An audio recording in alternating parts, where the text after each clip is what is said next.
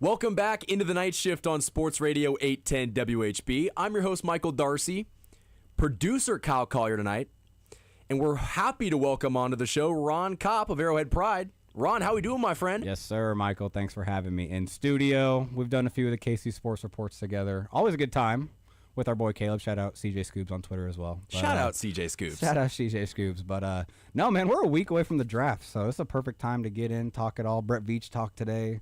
Gave us some more nuggets. So, yeah, no, I'm fired up.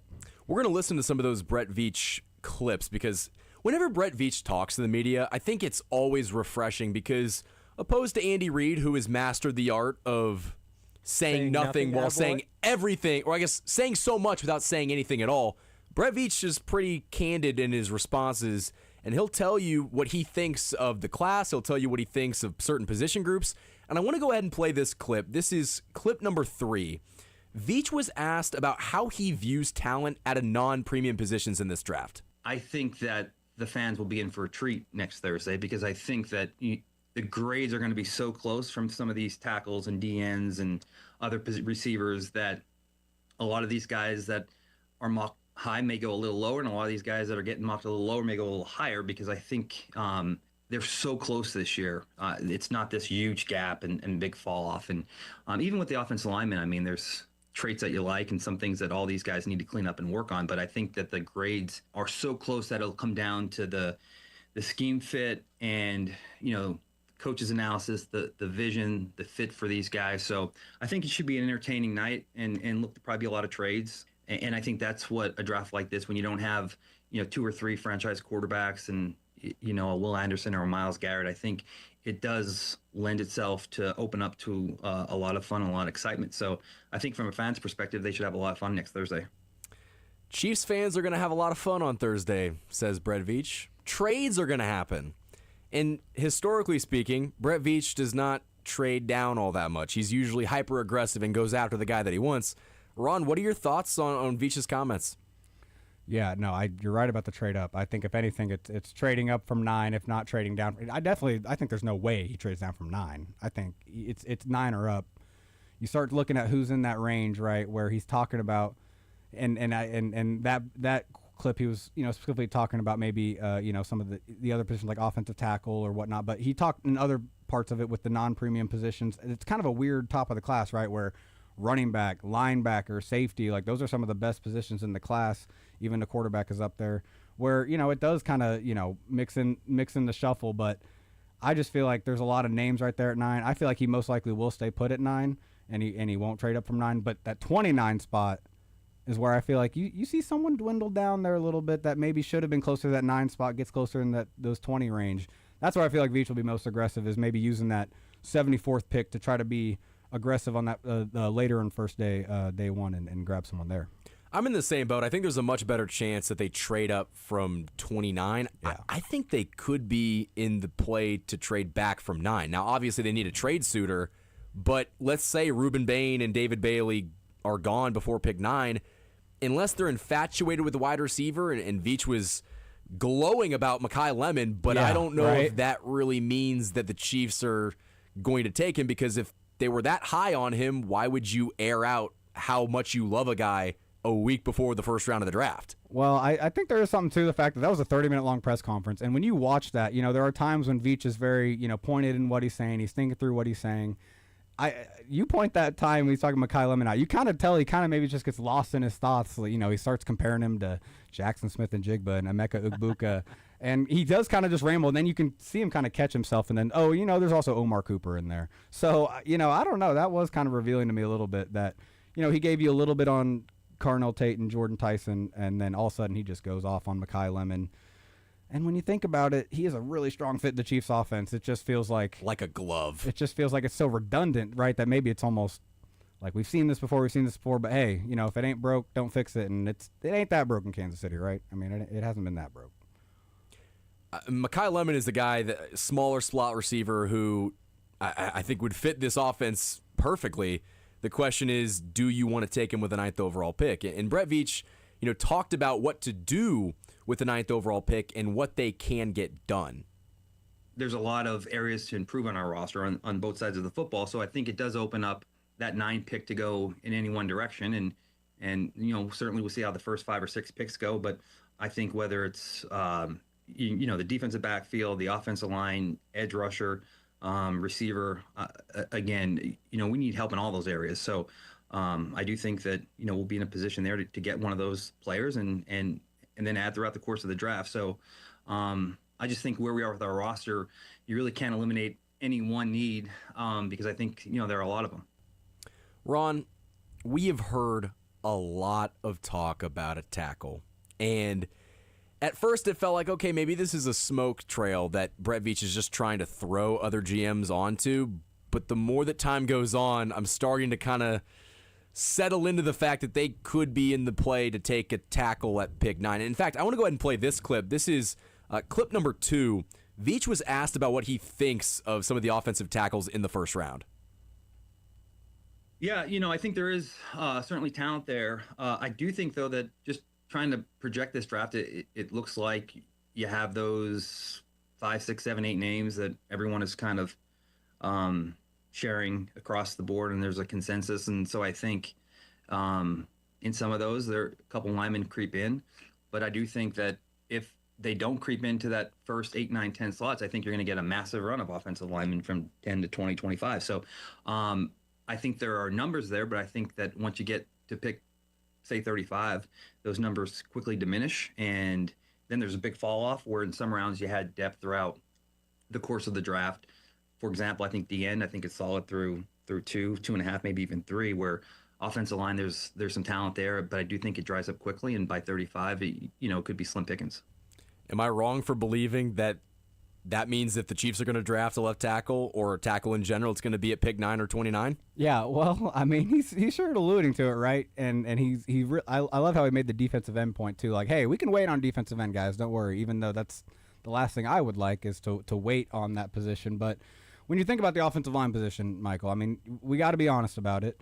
It's one of the highest paid positions in the NFL. It's one of the hardest to get in free agency, right? I mean, the Chiefs have been lucky in the past in getting like a Mitchell Schwartz to become their franchise right tackle through free agency without drafting him. But, it's pretty true that if you're going to get someone to anchor either side of your line, you're going to have to draft them high.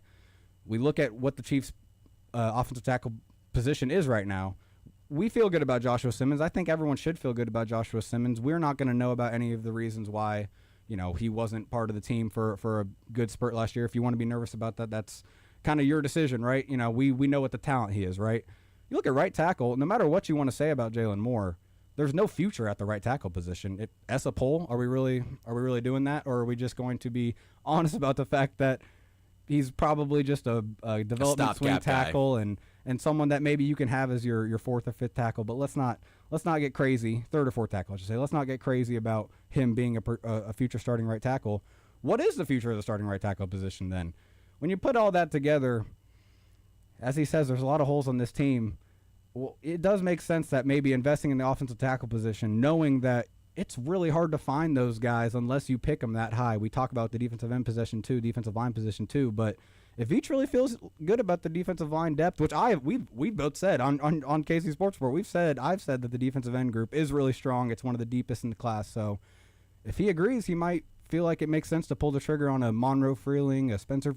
I don't really see the Spencer Fano thing making sense for them, but someone like Monroe Freeling did get kind of the Georgia offensive tackle with some good measurables. Fits the Andy Reid threshold, long guy, big Proctor. Guy. Yeah, Caden Proctor even at the same time, right?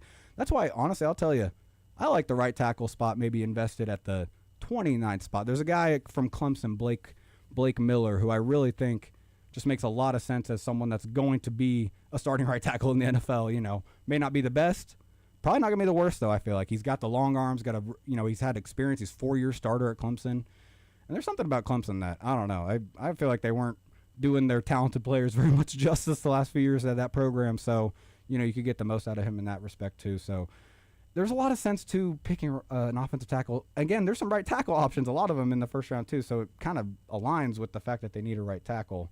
There's a lot of sense to it, honestly. Depending on how the board falls, I'm pro trade back. Trade back from 9 to 12, 14.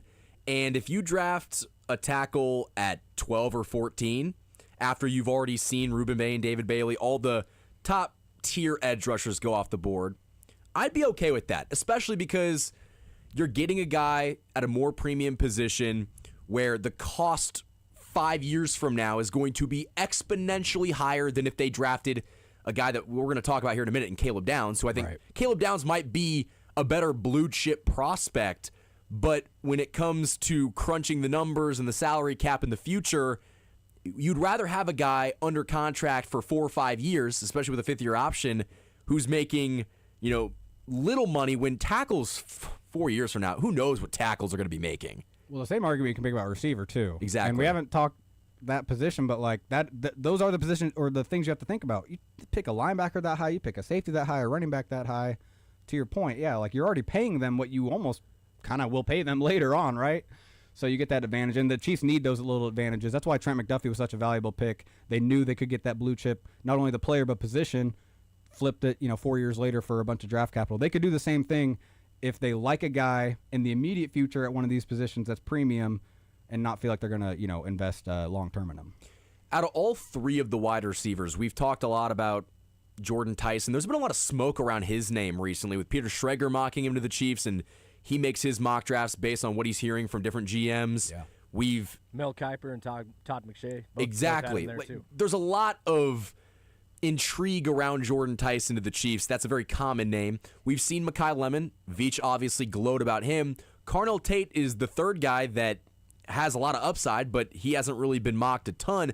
Out of all three of those guys, who would you take at pick 9? Cardinal Tate's growing on me. I like him a lot too. I didn't think I was going to say out of all those three, like you said, but the more I think about it, the Chiefs really do need to adjust their thinking on how they form the receiver position in general. I think the NFL is going to that way where you're not going to be able to scheme as much. You're not going to be able to depend on scheming open space, against all these linebackers that are basically safeties and these coverages that are, just suffocating you over the top and not allowing, space, necessarily from the second to third level of the defense where you can just manufacture getting guys open. You're going to need guys that can catch the ball in tight coverage, that can catch the ball in tight windows. And Carnell Tate's the best of the group of that. And at the same time, yes, I do think he struggles a bit when separating from physical coverage or, off the line and stuff. There's, Tyson, I think, can give you a little more of that. But at the same time, man, he is so good when he gets into the open field, like in terms of a route runner, right? When he's running downfield and he isn't attached to a corner, really on his hip, man, he makes safeties, miss, think he's going one way, go the other. He is a special downfield route runner. That's what the Chiefs need. And Tyquan Thornton was signed to be the fourth receiver. He shouldn't be thought of as a third receiver. All of a sudden, you have a Tate and Thornton downfield combo with Worthy obviously being able to push it over the top. But obviously, Worthy, Rice, Kelsey underneath with Tate and Thornton over the top is kind of how it should look. Oh, I really like the idea of that. And so Tate is becoming my favorite option. It's also the pedigree of an Ohio State wide receiver. Why are we... Some guys, you just don't have to overthink it. Like, he is going to produce regardless of where he goes if he can stay healthy. And there's a better chance that, I guess I shouldn't say that because we don't know, but the injury history would show you that Jordan Tyson has a better chance of getting hurt than Carnell Tate does. Yeah. So, especially, we talked about it on KC Sports Report, the pressure that is mounting around this 9th overall pick. They've got to get a guy that they feel confident can be a hit, a home run. And can you take Jordan Tyson with his medical history? If Rick Burkholder says yes, then fine. But you've got to make sure that this guy is worthy of a second contract. Because if he's not, it's just going to delay this rebuild, so to speak, or the retool another year. And they're going to be probably picking worse. Well, right. And also to the point of Tate versus Tyson, like Tyson gets the knock of like maybe he doesn't have the straight line speed. And then Tate kind of is getting it too, right, from the pre-draft process, right? He got the slow 40 time. At the same time, man, you watch him on the field. He's explosive. He is fast. Tate is a fast downfield runner, whereas Tyson may not have that same sort of speed. So there's a lot that's adding up to Tate. Again, the Chiefs don't really use a number one receiver anyway. So one of the things I put against Tate is like he was never a number one receiver in college. Shoot, does it really matter? The Chiefs have this kind of offense where they don't really rely on a number one besides Kelsey. And that's not really a traditional number one receiver. So I don't think you need to worry about someone being an all-around, do-it-all number one receiver. You just need a guy that can complement what you got, be reliable in tight, contested catches down the field. That's exactly Tate. So it really does – it makes a lot of sense. But he may be someone you have to trade up for, right? Like he may be going to Cleveland 6, Washington 7. even New Orleans 8. Like, honestly, any of those teams could pick him. But there also has to be some future planning when it comes to this 9th overall pick, especially from a receiving standpoint, because Kelce, unless he decides he wants to play forever, I don't think he's going to be on the roster next year. And so you need to start thinking about life after Travis Kelce. And Rice. Yeah. And Rice is more likely to not be on the team than Kelce is at this point. Honestly, yeah. And so when it comes to drafting a guy that you think can be a workhorse and can take the load of the offense, I think that has to be in heavy consideration, not just for 2026, but what does the next 4 or 5 years look like? Because if you're confident that Carnell Tate or Jordan Tyson or even Lemon is the guy that can be a feature focal point in this offense, you got to take him, because future thinking and planning would lead you to believe that the Chiefs need to do a little bit more work for the roster in the future. Yeah, no, you're right, but at the same time, that's where it does take adjusting their mindset. They do need a receiver that can win downfield. They do need a receiver that can do the things Tate does. And honestly, the things that Chiefs receivers, starting receivers, are relied on to do the most in terms of catching, making plays after the catch, right? Being playmakers in space, that stuff is easier to find. That's why Rashee Rice comes right in as a rookie and is good. Kadarius Toney gets traded for and is an impact player for the team before he decides not to care about football anymore. He's just a rapper now, Ron. Yeah, exactly. Yeah, and I hope he's doing well. But Super Bowl hero. But it's just like the Chiefs can find. They can't. But like if Carnell Tate is special at the sideline catches, the downfield route running, like I talked about, just how strong of his hands are. Like that is kind of a special ability you can't find later in the draft. Whereas you can find catch it, make a play in space more easily. Xavier Worthy is kind of an example of that, where he went high because he's so fast, but he's someone you just get the ball to in space and make a play, and if he's not relied to be on much more than that, he's going to be a great player for the Chiefs. Like I promise you. Like I guarantee you Xavier Worthy is going to make Chiefs fans happy in the future, as long as they have other guys to not force him to do everything. And Tate's just that perfect complement. It brings it all together, man. I really like the idea of it. And then you got a draft next year to take, another playmaker, right? Like, why not keep continuing to take swings at playmakers early? Like, I don't mind that at all. And historically, they've had to take a bunch of swings because the guys they've drafted have not really worked out. Whether it's Sky Moore or Rashee Rice. I guess Rashee Rice has worked out. Rashee Rice at times was when he's on the field, vital part of the 2023 Super Bowl run. Very he really true. was. Yeah, I know it's. Rashee Rice is someone that if you didn't have any of the off-field stuff, you probably would want to be like the next Travis Kelce, that number one volume target in the offense. So that's where the Mekhi Lemon stuff does get interesting, right? Because he is a great fit to replace Rice in the future and could be kind of what Rice has brought to the team in terms of that 100 target, 1,000 receiving yards. You don't even have to think about it. And that's why I almost think you have to think about what Andy Reid has historically done, because yeah, it'd be great if he broke the mold and decided that we're going to get a guy that can stretch the field and is that bigger body receiver who can make contested catches. That's never been Andy Reid. Nope. And is 1-6-11 season enough to change his previous pattern of historically winning football? I don't think it is. And that's why I am a little hesitant to say, oh yeah, they're going to break the mold on what they typically have done because of one, let's face it, historically outlier of a season. I mean, have you been encouraged by Brett Veach's comments about the running game so far? I would tend to think so, because I think you involve some sort of power running game, that offense is going to open up a hell of a lot more for Patrick Mahomes and company. Yeah, and if you involve the running game, you need that guy that you can take a deep shot to, right? Like you take that play action, you bring the safeties, the linebackers get up. Like you need someone you can throw the ball down the field to. They've tried, and for whatever reason, Worthy and Mahomes can't get on the same page. Thornton and Mahomes were awesome. Watson and Mahomes were awesome, but it can't be the fourth receiver. Those big plays are happening, right? It has to be one of the best receivers on the team. And yeah, no, I think it's an interesting point about that, and I will tell you that if you listen to Chad O'Shea, he talks about how he talked to Mitch Holtis and Matt McMullen on the Chiefs YouTube page about how he believes he can make you better at the contested catch stuff, at the in traffic catches stuff. He believes he can improve players' performance in those areas. That's what the current Chiefs receivers need.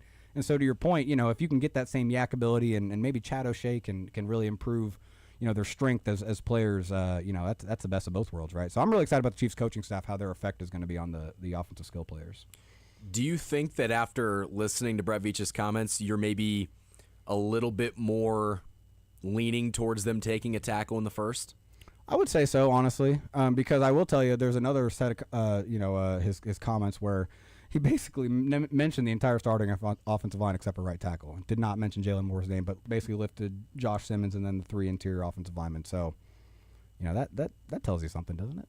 That tells you a little something, doesn't it? Ron, a guy like Blake Miller that you brought up, I mean, that's going to be a guy, whether it's the 29th pick, you're probably going to have to move up from 29 to get that. Yeah. If you're at 9, you probably don't want to take Miller that high. I think you can probably trade back into the 14, 15 range. I don't know. How in support of that are you? Yeah, no, but it's not just Blake Miller. There's the Arizona State guy, which I butcher his name, so I don't try to say it, but Max I. There's other there's other right tackle options. Honestly, even a Caden Proctor, who is someone that I do feel like could slip down the board, closer to that 29 range where you're talking about trading up, because I think some teams do look at him as a guard or are going to project to him as an interior offensive line depending on their scheme. I think he is a good Chiefs right tackle fit. I think if the Chiefs just have one offensive tackle that is the pass protector kind of savant, right, which is Josh Simmons, the other guy can be more of just a mauler, because I think that's what Caden Proctor is. Man, imagine Trey Smith and Caden Proctor. He's a freak, too. And Creed Humphrey, that 3 just run to the right and just see what happens. Kenneth Walker now, too. Yeah. There's a lot to not even maybe caring as much about pass protection, when it comes to the right tackle position. Just getting a guy that's going to be a competent player for the next 4 or 5. I mean, Orlando Brown Jr.-esque, right? Like, they made it work with him for a while, moved on when they needed to move on when he asked for too much money. And, I think if you get a player to that extent where maybe he's not the most special player, but that's where 29 and 40 is, right? That's where those kind of players can be. And maybe the Patrick Mahomes injury kind of changed the Chiefs' draft plans, because let's say he didn't tear his ACL. Right. You're probably not saying, we have got to do everything in our power to protect his right side. But since he did suffer that injury and he's going to be coming back, the Chiefs' offense might look very different for the first 2 months of the season, because I don't think he's going to be as mobile, at least in the beginning, and I expect to see a lot more Kenneth Walker. I think Kenneth Walker is going to earn a lot of that contract in the first couple months of the season, because why put Patrick Mahomes in harm's way, especially when you've got finally a feature back, and Brett Veach has mentioned on countless different occasions the investments that they've made in their interior offensive line. Now those guys finally get a chance to shine and run the football. I don't see any world in which Kenneth Walker does not get utilized heavily in the first couple months of the season. Yeah, no, Mahomes, or Veach, I should say, said it actually today about how he, they don't want to have Pat drop back 50 or 60 times a game at the start of the season. Those were his exact words, which makes a lot of sense. And that's where the running back position is really interesting. I mean, I love how they backed up Kenneth Walker with Emari Demercado, someone who's very explosive himself. He's someone that you can put on a third down and long, hand a draw off to, and he might get the first down or a touchdown. I mean, he's actually had a few long runs on like 3rd and 15 draw plays in his career. But like someone like Dane Brugler, the Athletics draft expert, mocked the Chiefs' Damon Claiborne, Wake Forest running back, who had the 3rd fastest 40-yard dash of the entire running back class this year. If the Chiefs get one more like explosive type of running back, I mean, they could have a really, really fun trio of players where, you have guys that are going to make big plays, where the last couple of years we've been so used to guys just 7 yards and nothing, nothing else besides that. No offense to those guys, but the Chiefs have a really good chance to have a really special run game if they go by Brett Veach's words and actually, rely on the interior offensive line, rely on guys like Ken Walker. And then again, I mean, they could really make this running back group special with one more player. And there are so many. Go ahead, Kyle. I'm sorry, Darcy, but Ken Walker, Demercado, potential draft pick. What is Brashard Smith in this offense? Oh yeah, him. Converted wide receiver. They need one. I mean, what's the plan there? He's 7th round pick, so I don't expect a ton. It's just do you believe that there is belief in him? No, it's you do forget about him sometimes with Kenneth Walker coming back, but. Last year they tried to make him an actual slot receiver. Like there were I believe it was the Raiders game or the game before that, where the last game of the season he was not playing running back. He was only playing slot receiver. They might have changed course on that, but that's where you have guys like DeMarco Murray in the building, Eric Bieniemy in the building. Like I just feel like it makes a difference compared to who they were being coached up by before Connor Embry. Or actually, no, excuse me, that's a receiver. It was Todd Pinkston. Todd Pinkston. He was a wide receiver. Whatever. Yeah, however that makes sense. But no, I'm a huge advocate for actual positions, coaching the positions that are playing on the field. So I'm excited for Brashard Smith, because I do think if they don't kind of get someone exciting, like I was talking about Damon Claiborne, if they maybe just bring back Kareem Hunt, if they maybe just get like a kind of a guy that can back up Kenneth Walker on early downs, and be that lead back. Like he could just be that kind of fourth. Maybe they keep him on the field as like a receiver type 2, so he kind of maybe makes the 53-man roster as like the 4th running back / 7th receiver, that kind of guy. Or special teamer, something. Right, because he does have juice. Like when they handed him the ball off in that, because the final game of the year, yeah. Right, that game he did have a good game, because they actually handed him the ball off. He looked like a real running back. So I do think there's reason to keep him around, but it is pretty close to pushing him out pretty quick if they get another exciting back. There's just a ton of congestion there. And Brett Veach, I think what's important is that the Chiefs have so many holes on this roster that they're not really pigeonholed into taking a specific position. And Kyle, this is clip number 4. Veach was asked where the pockets are at offensive tackle, wide receiver, running back, cornerback, and linebacker. I had mentioned the offensive line. I think that there are quite a number of tackles, but I think it does fall off, right after that first round. Maybe it extends to pick 35 or 40. I think, receivers, it's maybe not as top heavy as it was in the past. There might be a little break, but I do think that there's some mid-round depth there at the receiver position. As everyone knows, it's kind of thinner this year at the running back position.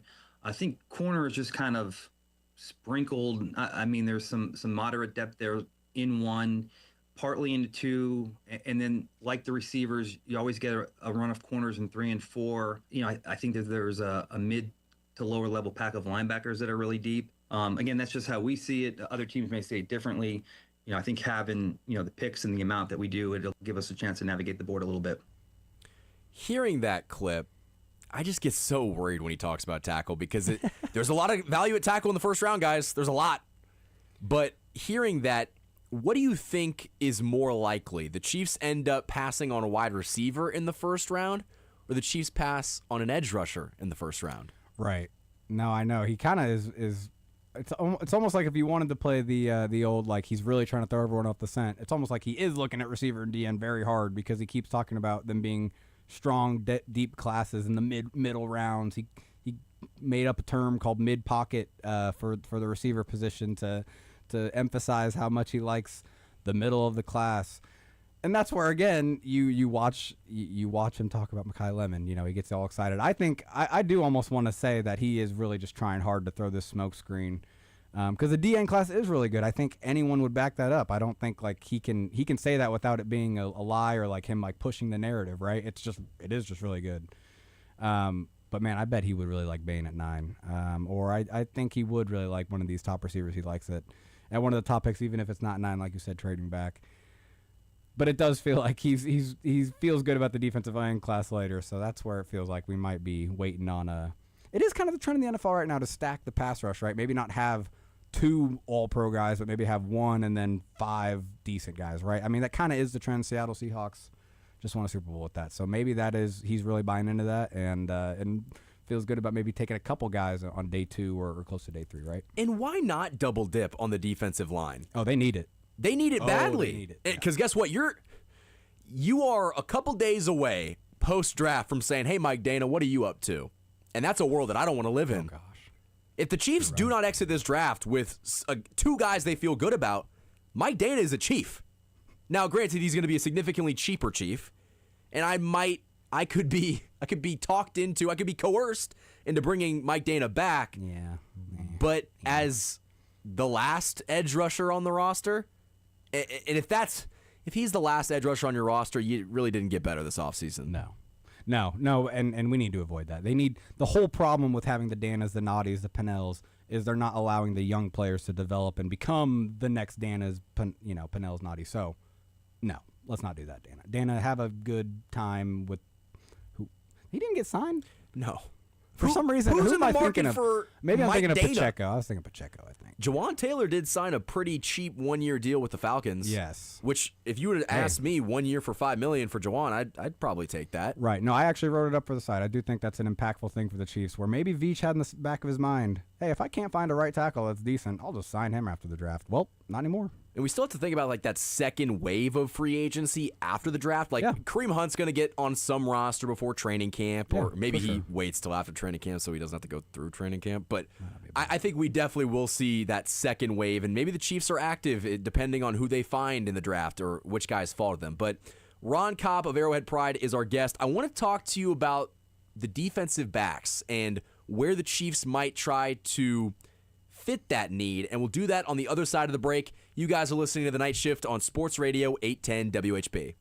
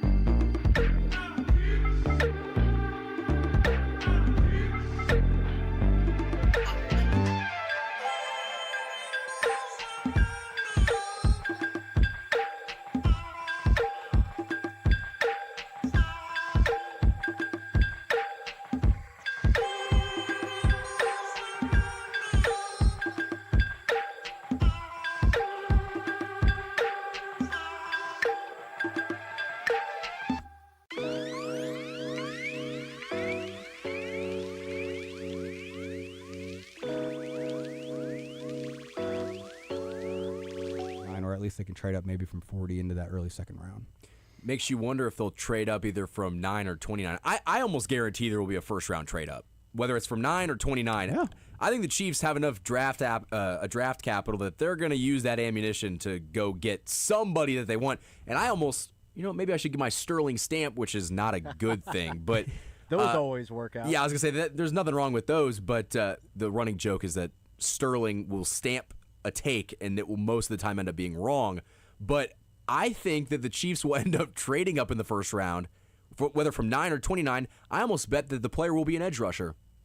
Okay. Because honestly, Bain is someone that I know with that news that came out, which was something that most NFL teams already were aware of. Like, people think he could slide down. He's probably someone you're going to have to trade up for, it feels like, in my opinion, honestly. At least a couple spots. It feels like it. I just feel like he plays a position. He's that much of a difference maker. But to your point, if they get someone at 9 that, like, Veach was like, sweet, like, this was one of the guys I wanted at 9, I felt good about, absolutely he will be more aggressive about trading up from 29. Because if he can get 2 guys he feels really good about, Yeah. I mean, the rest of the class doesn't even freaking matter at that point. Trade the other picks. I mean, no, I think that's a really good point. And you should probably bet on Veach being aggressive. He even said He it. said he was going to be. Yeah, and he even It's said it in going his to be press exciting, conference, Chiefs fans. how he kind of said, like, the one thing I need to work on is being patient and not being as aggressive. Like, he kind of admits that. So yeah, he'll be jumping, squirming in his seat, ready to get his guys. So 9 total selections. How many picks do they take? 7? Yeah, 7's a good number. Yeah. I think the over/under 6.5. Oh, yeah, Ooh. I like it. Yeah. I'll take the over. I think they've got so many roster holes that they almost just need bodies. I think they need to almost Yeah. get Right. 2 corners, too. Like, You can't go too slim in the picks. Yeah. we've talked about double dipping at edge rusher, and I would be all for it. They might have to double dip at corner. They might have to double dip at wide receiver. They probably won't double dip at wide receiver, but I could absolutely see them double dipping on a couple different positions. Yeah, defensive line, they need to double dip, honestly. Just because, again, like, cornerbacks, you can feel good that maybe you can get a guy, and then maybe you can find UDFA types that you can, like, develop as at the back end of the roster. But defensive line, again, it's just like you need difference makers, and you can't find them unless you pick them high. Guys like Grayson Halton from Oklahoma is someone that could be that kind of juice, give you the juice interior, kind of Tershawn Wharton-esque. From a couple years ago, like, he's a 3rd-round pick. Like, getting guys like that, like, you're not going to find those too much later in the draft. Whereas cornerbacks, we found Jalen Watson, we have found Joshua Williams, even though he wasn't the greatest pickup. But even they trusted Najee Johnson enough as a 7th-round pick to always be freaking on the field. So, they clearly, don't mind dipping into that. And so defensive line, they should double up on. Defensive backfield, they probably need to double up on, but I feel like they could get away with 1 corner. They should probably. I would love for them to draft a safety, but they could probably wait on that. Man, Caleb Downs would be fun though. Caleb Downs. There's a lot of safeties in this class that'd be fun with the Chiefs. But just look back at the Chiefs' philosophy in free agency. We're going to spend at running back. We're going to spend, along the defensive line, and even we'll pick up Alohi Gilman and Kyrie's Tonga and some of those smaller signings that will fill out the roster. They didn't spend a cent on an edge rusher. They didn't spend. I guess they spent on retaining Tyquan Thornton, but they didn't spend any real money at wide receiver. No, that wasn't. Yeah, that was So nothing. It almost is leading you to believe that wide receiver and edge rusher are the positions that they value most in this draft. Because if they don't value those positions, they're going into the season with us at edge rusher and wide receiver. Yeah, no, it's Karlaftis and Gelati as the starters with Felix behind them right now at defensive end, which is Rousing. yeah. No. It's a great point, and Brett Veach at the scouting combine did tell us, when he was talking about the free agency, he did tell, that was before they made any moves. He told us how these premium positions, it makes a lot more sense to sign the non-premium positions of free agency, right? Safety, running back, because those are the positions that you can more afford to pay the higher talented players. They're more likely to get to second free agency or to their second contract. And then draft the premium positions. And so, yeah, to your point, it does feel like we could come out of this with a Mekhi Lemon, Carnell Tate draft pick, and then a Zion Young at 29. Ooh, that sounds good. Actually, now I say it comes out of my mouth. Yeah, I like that. I like either combo. Yeah, honestly. We're going to take a break, and on the other side of this break, we're going to wrap up the show with Ron Kopp, but we're also going to get his picks for who the Chiefs will select in the first round of the 2026 NFL Draft. More Night Shift coming up next.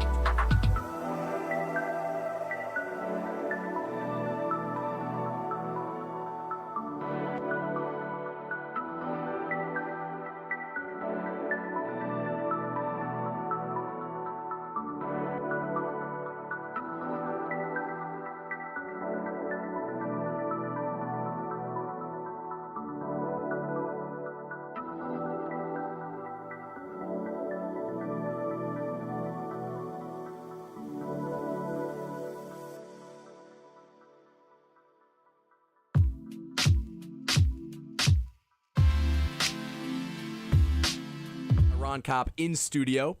We are going to give our final mock draft before the Chiefs select next week in the first round. It's kind of crazy. This is the last show. We've talked about the draft for months. We've talked about every single pick, every single possibility, every single option. Ron, I'm excited to get your take on what the Chiefs are going to do at pick 9 and 29.